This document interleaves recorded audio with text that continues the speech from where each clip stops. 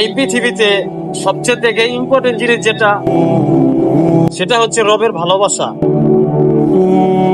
যদি আপনি আর আমি রবের ভালোবাসা অর্জন করতে না পারি, তাহলে নিজের জীবনটা পুরাই ব্যর্থ। এই জীবনে কোনো মূল্যই নেই, এই জীবনটা পুরো মূল্যহীন হয়ে যাবে যদি আপনি আর আমি রবের ভালোবাসা অর্জন করতে না পারি। কারণ আল্লাহ পাক সবাইকে টাকা পয়সা দিয়েছে, সবাইকেই সবকিছু দিয়েছে, সব নিয়ামত সবাইকে দান করেছে। সে হিন্দু হোক, বৌদ্ধ হোক, সে যে ধর্মের হোক না কেন, সবাইকে সবকিছু দিয়েছে। কিন্তু কথা হলো, আল্লাহ সুবহানাহু ওয়া তাআলার ভালোবাসা কয়জন অর্জন করতে পেরেছে? এটা হলো ইম্পর্টেন্ট।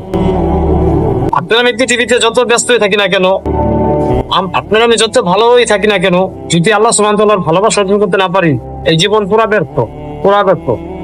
রাসূল সাল্লাল্লাহু আলাইহি সাল্লামের সুন্নাহ অনুযায়ী যদি চলতে না পারি, এই জীবনের কোনো মূল্য নাই। সুখ শান্তিতে সবার কপালে দুঃখে, ভালোবাসা পাইতে না দুঃখে।